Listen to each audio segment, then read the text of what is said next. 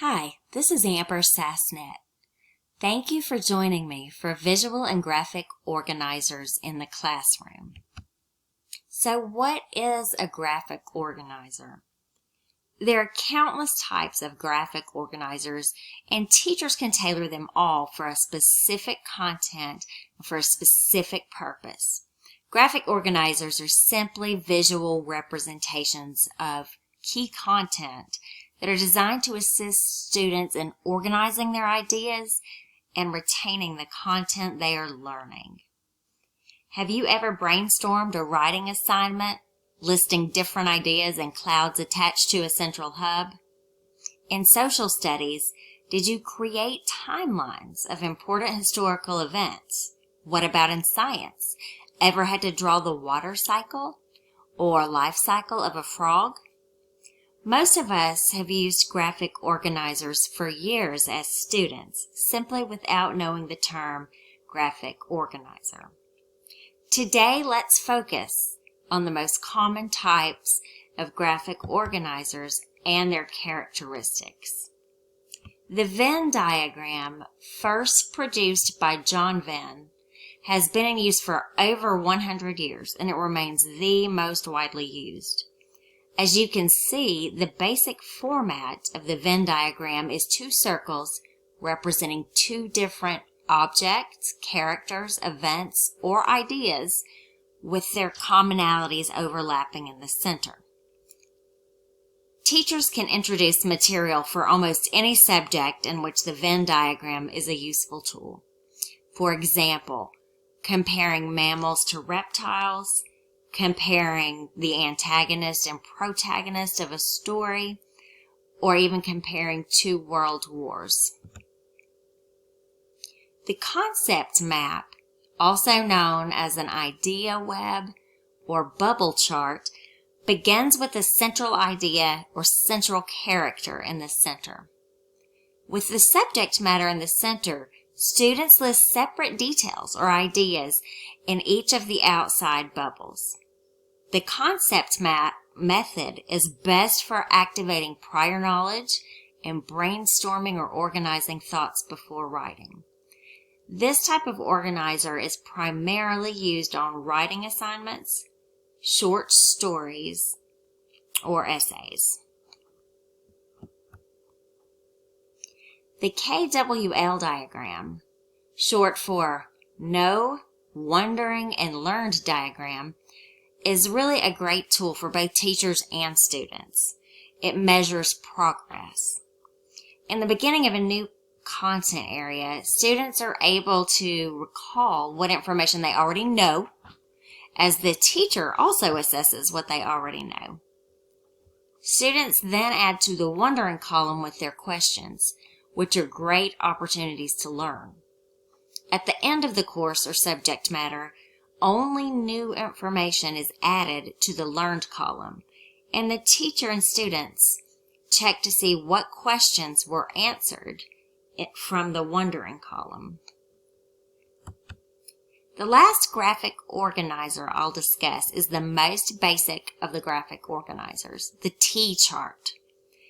These organizers are typically used to compare and contrast, as well as to weigh pros and cons of an idea, action, or object. Let's use the T-chart to discuss the pros and cons of using graphic organizers in the classroom. Advantages include comprehension. Graphic organizers help students understand the difference in information and concepts they otherwise may not have picked up on. Knowledge evaluation.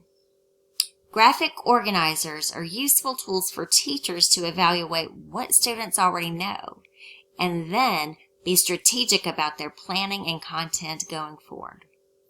Lastly, motivation. Students learn in many different ways, and graphic organizers stimulate their interest by providing content in a new way. The cons. Impact on note-taking.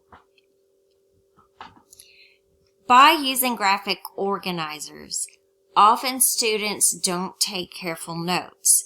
So when it's time to refer back, whether to study or to build on a current project, students don't have those key notes to refer back to.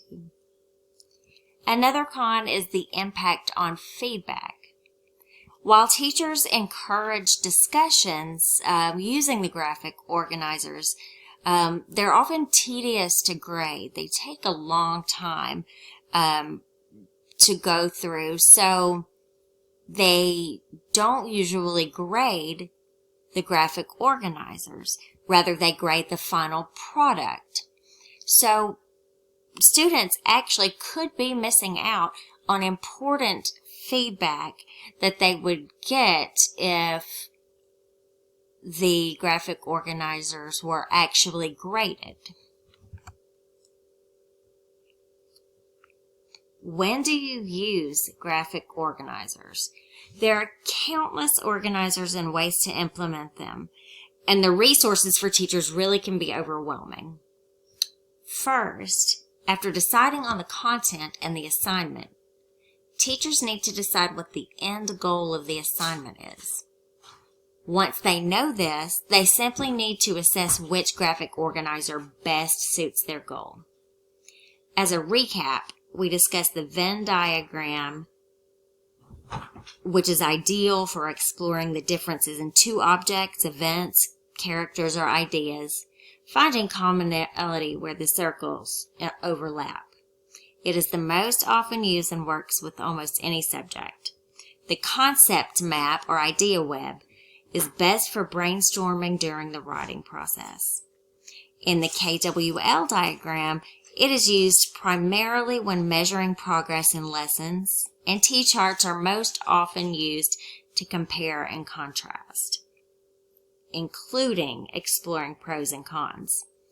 As with any tools, the key to teaching with graphic organizers is to use your resources, plan content and materials ahead of time, and have fun.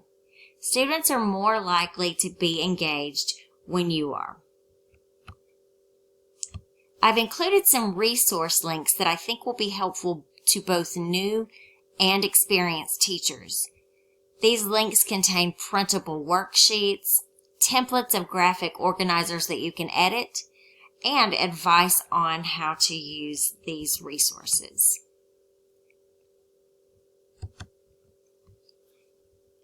Thank you for joining me today as we discussed visual and graphic organizers.